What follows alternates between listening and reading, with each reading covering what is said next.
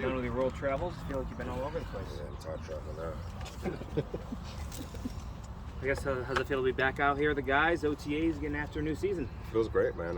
Off season feels so long and so short at the same time, but I'm excited to be out here and really loving the energy and excited about what's to come. AG mentioned that, a new energy. Explain that. What is this new energy? I don't know, it just feels different. So again, I'm excited. You never want to get too excited before the season starts because every year, every team is 0-0 and we have a lot to prove and a lot to improve on. But I like where we're starting at, and we'll see what happens.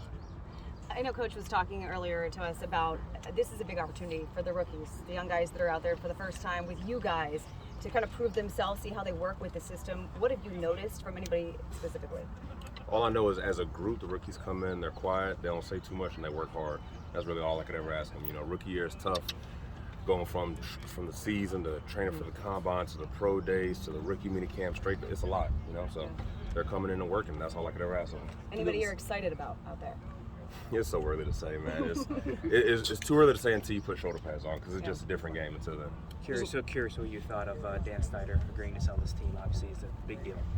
Honestly, for the players, it doesn't change much. I've been saying this, and I know people probably didn't believe me, but from a player standpoint, we're focused on the season, man.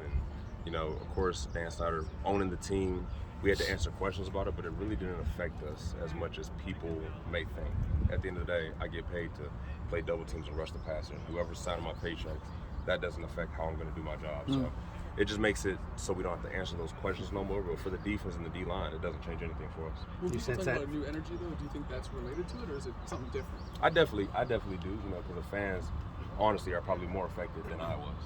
I know a lot of fans were unhappy with how things were run, so just to see the energy from the fans is, it's exciting, man. This is a great city, and I know that once we get things going and rolling, this city's going to be on fire, so I'm excited. Jonathan, to have from that the team back, too, like Ron doesn't have to tell you guys that, right? You sense that from them? Yes. That everybody's kind of focused. Yes and no. At the end of the day, man, I got a family to support. I got a family to feed. So regardless of who's signing that paycheck, I got to go out there and produce. Jonathan, to have that back, that secondary, complement what you're doing up front, that kind of the part of the new energy too, to knowing that this defense back and front is kind of solid. 100%. New energy from everywhere. Coach Bieniemy out here just orchestrating things, making offense looking really good. Defense is just another year, another system, another year with the core guys kept together, and there's a lot to be excited about. John, you brought up Bieniemy. How much do you notice his energy out there? Oh, you can't help but notice. You guys heard him the entire day. So I love it. I love that style of coaching, and I think it's going to really affect us in a positive way. Also, you have a couple guys in your D-line aren't here, Chase and Montez. Big deal or not? I don't think it's a big deal.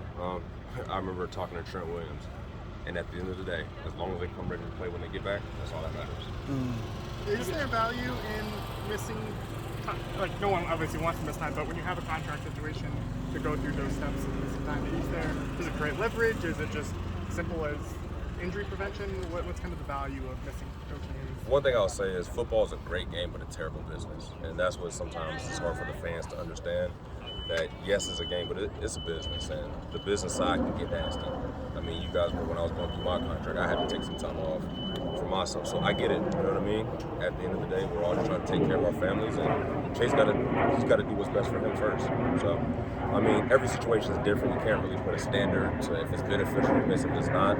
But again, for me personally, as long as Chase and Sweat come back ready to play when season starts, that's all I can ever ask for.